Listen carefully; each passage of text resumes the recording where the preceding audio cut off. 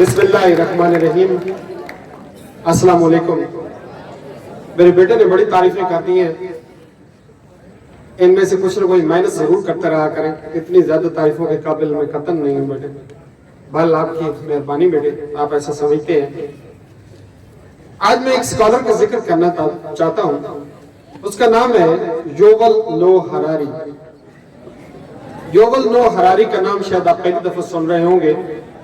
جدید دور کا ایک عظیم اسکالر ہے اور یہ کافی کتابیں لکھتا جا رہا ہے۔ 2-3 کتابیں تو اس کی آ چکی ہیں، ہومو سیپینز، ہومو ڈیئس، اور ایک اور کتاب بھی ہے۔ بیٹے یہ بڑی عجیب سی باتیں کر رہا ہے، وہ باتیں جو اس وقت بڑی عجیب لگتی ہیں، وقت کے ساتھ یہ باتیں سچ ہو جاتی ہیں۔ وقت گزرتا ہے، آج جو بات آپ کوئی شخص کہہ رہا ہے، ہو سکتا ہے کہ ہر ایک کو بڑی عجیب سی لگ رہی ہے کہ یار یہ کیا کہہ رہا ہے، یہ بڑی منفرد بات کہہ رہا ہے، ایسا کیا ممکن ہے؟ لیکن وقت کے ساتھ ایسی کئی باتیں ممکن ہوئی ہیں۔ ایک تو کہتے ہیں، یہ کہتا ہے یوول نوح ہراری، ایک تو یہ کہتا ہے کہ انسان جو ہے آج سے سوچتا ہے کہ ہم جو ہے برے وقت سے گزر رہے ہیں، یہی کہتے ہیں نا، ہمارے بڑے بھی یہی کہتے ہیں، بڑا برا وقت آ گیا، بڑا برا وقت آ گیا۔ اس نے کہا کہ اپنے پرانے وقتوں کو یاد کریں، وہ اس سے کئی گنا زیادہ برے وقت تھے۔ وہ ایک تھا وقت جب وبا پھیل جاتی تھی، بلال سیدھا کھڑے ہو جا، ایک وقت تھا جب وبائیں پھیلتی تھی، طاعون کی وبا پھیلتی تھی، پورا شہر ویران ہو جاتا تھا۔ بیٹے اس وقت کے ناول اٹھا کے دیکھیں، بڑا پینفل ہوتا تھا۔ ہیضے کی بیماری پھیلی ہے، لوگ جو ہے مرتے جا رہے ہیں اور پوری کی پوری بستی مر گئی ہے۔ وہ کہتے تھے اس وقت وہ لوگ خوش قسمت ہوتے تھے جو پہلے مر جاتے تھے، کیونکہ بعد میں مرنے والے پتہ کتنے لوگوں کو دفن کر چکے ہوتے تھے، کتنے بوڑھے اور بچے، کتنے نوجوان بستی کی بستی جا رہے ہیں، روز 15-20 بندے دفن کر کے آ رہے ہیں۔ کوڑ کی بیماری پھیلتی تھی، جزیان، یہ ایسی بیماری تھی کہ ایک بندے سے دوسرے کو لگتی تھی، اور جس بیماری جہاں ڈائیگنوز ہوتی تھی، جس بندے کو پتہ چلتا ہے یہ کوڑ کی بیماری، اسے جنگل یا پہاڑوں میں چھوڑ کے آ جاتے تھے مرنے کے لیے، پھر دوسرا، تیسرا، اور ایسا ایسا وہ مر جاتے تھے۔ کوئی ان پہ شفقت کرتا تھا تو گھر سے کھانا پکا کے وہاں پہاڑ کی کسی ایک جگہ پہ رکھ کے آ جاتا تھا اور وہ آ کے کھا لیتے تھے۔ تو وہ کہتا ہے کہ بیٹے یہ انسان جو ہے جو سمجھتا ہے کہ آج کا دور برا ہے، اس نے کہا کہ اپنے ماضی پہ ضرور اپنی نظر دوڑائیں، وہ اتنا اچھا نہیں تھا، خشک سالی ہوتی تھی، خشک سالی، فصلیں تباہ ہو جاتی تھی، پانی نہیں ملتا تھا، جانور مر جاتے تھے، انسان سسک سسک کے مرتے تھے۔ لیکن اب انسان نے ان سب کا حل نکال لیا ہے۔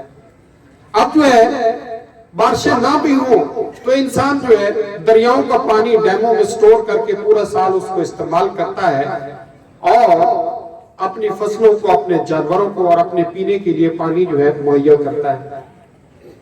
تو یہ کہتا ہے کہ انسان جب تک یہ سوچتا رہا کہ یہ قدرت قانون ہے، اس کو ہم بدل نہیں سکتے، یہ بیماریاں، یہ وبائیں، یہ خشک سالی، یہ ڈیوائن سکیم ہے، اور اس ڈیوائن سکیم کو، قدرت کے نظام کو ہم تبدیل نہیں کر سکتے، اس وقت تک انسان نہیں تبدیل کر سکا۔ اور جس وقت انسان نے کہا کہ نہیں، یہ ہماری تدبر سے، ہماری فرافرت سے، ہماری سوچ سے، ہماری شعور سے یہ ختم ہو سکتے ہیں، تو یہ ختم ہونے شروع ہو گئے۔ اگلی کتاب میں بیٹے بڑی عجیب سی بات کہتا ہے کہ انسان اب کیا کرنے والا ہے، انسان اب کیا کرنے والا ہے۔ اس نے کہا کہ انسان کے سامنے اب 2-3 چیلنج ہیں۔ سب سے بڑا چیلنج انسان کے لیے یہ ہے کہ وہ کہتا ہے کہ میں مر کیوں جاتا ہوں، اور بوڑھا کیوں ہوتا ہوں، کمزور کیوں ہوتا ہوں۔ اور یہ بھی کہتا ہے کہ انسانوں نے صدیوں سے ڈیوائن سکیم بنا رکھی ہے، آج انسان اگر اس کے خلاف سوچنا شروع کر دیا ہے اس نے کہ انسان جو ہے یہ کیوں بوڑھا ہوتا ہے، کیوں کمزور ہوتا ہے، تو کہتا ہے کہ انسان جو ہے موت پہ قابو پانا چاہتا ہے، اور وہ حراری یہ کہتا ہے کہ انسان جلد جو ہے اس کے اوپر قابو پا لے گا۔ اب سارے آپ کہیں گے استغفر اللہ، لیکن وہ یہ ضرور کہتا ہے کہ ٹھیک ہے اگر ہمارے مذاہب کہتے ہیں، وہ مذہب سے بگانا ہے تھوڑا سا، تو وہ کہتا ہے کہ ہمارے مذاہب کہتے ہیں کہ ہماری لمیٹڈ لائف ہے، تو پھر ہم لمیٹڈ لائف میں ٹل دا اینڈ لوگوں کو صحت مند کیوں نہیں رکھ سکتے؟ تو اس نے کہا کہ یہ اس کو سمجھنے کی ضرورت ہے، اور باقی اس کو سمجھ رہے ہیں کہ ہماری بوڑھے کیوں ہوتے ہیں، یہ سیل جو ہے ریپروڈکشن کیا کہتے ہیں سیل ڈویژن جو ہے سٹاپ ہو جاتی ہے، اس سیل ڈویژن کو سٹاپ ہونے سے بچائیں، اور یہ کیسے ہوتی ہے اس کا پروسیس بھی ان کو پتہ چل گیا ہے۔ اب جو ہے کہ سیل جو ہے ریکریٹ کرتے رہے، سیل ڈویژن ہوتی رہے، بڑھاپے میں یہ ہوتا ہے کہ بچپن میں سیل ڈویژن زیادہ ہوتی ہے، سیل ڈائی کم ہوتے ہیں، اس لیے آپ کی ہائٹ بڑھتی ہے۔ ایک وقت آتا ہے جس طرح آپ جوان ہو چکے ہیں، اپنے ہائٹ جو ہے پوری گین کر رہی ہے، تو اب اس کے بعد ڈیتھ اور ڈویژن جو ہے برابر ہو جاتی ہے۔ پھر ایک وقت آتا ہے کہ ڈیتھ زیادہ ہوتی ہے، ڈویژن جو ہے کم ہو جاتی ہے، اسلام کمزور ہوتا ہے۔ تو کہتے ہیں اس پہ قابو پایا جا سکتا ہے۔ دوسرا، انسان جو ہے اس کا میکانزم یہ ہے کہ وہ ناخوش رہتا ہے، ناخوش رہتا ہے، یہ کہتے ہیں کہ اس کے میکانزم میں ڈال دیا گیا ہے، اگر وہ ناخوش نہ ہوتا، سیٹسفائی نہ ہوتا، تو پھر جو ہے وہ جو ہے بہت ساری چیزوں سے بچ نہ سکتا۔ مطلب 10 چیزیں ہیں، 9 اچھی ہیں، ایک بری ہے، تو انسان جو ہے اسی بری کی وجہ سے پریشان رہتا ہے، اور وہ انسان کی کہتے ہیں تحفظ کے لیے ہے۔ اگر انسان الرٹ نہ رہتا، آنے والے دنوں میں کوئی چیز ایسی دیکھ کے کہ خدا نہ خواستہ یہ چیز مجھے خراب نہ کر دے، اس کے اوپر الرٹ نہ رہتا، تو انسان شاید جو ہے اس طرح سروائیو بھی نہ کر سکتا۔ لیکن اب ضرورت نہیں ہے، اب وہ کہتے ہیں کیمیکل چینجز لا کے انسان کو 24 گھنٹے خوش کیے رکھا جا سکتا ہے۔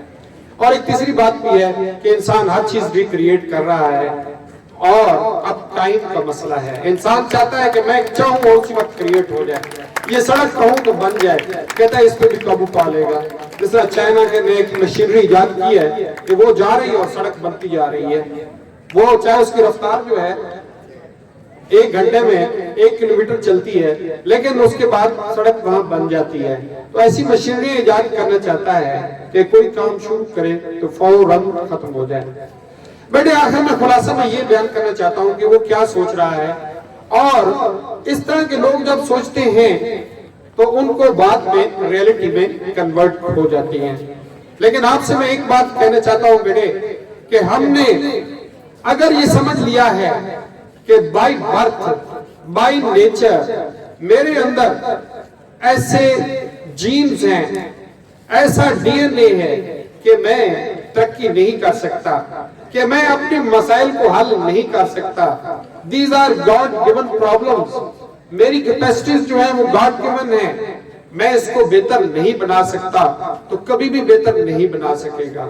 اس کا ایک ہی طریقہ ہے جو انسان نے صدیوں سے آغاز کیا ہے، اور وہ یہ ہے کہ وہ یہ سوچتا ہے کہ نہیں، میں اپنے تدبر سے، میں اپنی فراست سے، میں اپنی سوچ سے اپنی تھنکنگ کیپیبلٹی، اپنی پرفارمنس کیپیبلٹی کو بڑھا سکتا ہوں۔ بیٹے اسی سوچ پہ آ جائیں کہ ہم اپنی پرفارمنس کو بڑھا سکتے ہیں، ہم اپنی ایفیشنسی کو بڑھا سکتے ہیں، ہم جو ہے وہ کام کر سکتے ہیں جو آج تک کسی نے نہیں کیے، اس سے بڑھ کر ہم کام کر سکتے ہیں، بشرطے کہ ہم اس مت کو توڑ دیں کہ نہیں میں ایک ڈیوائن سکیم کا حصہ ہوں، ایسا پیدا ہوا ہوں ایسا ہی مر جاؤں گا۔ نہیں یار، ایسا نہیں ہوگا۔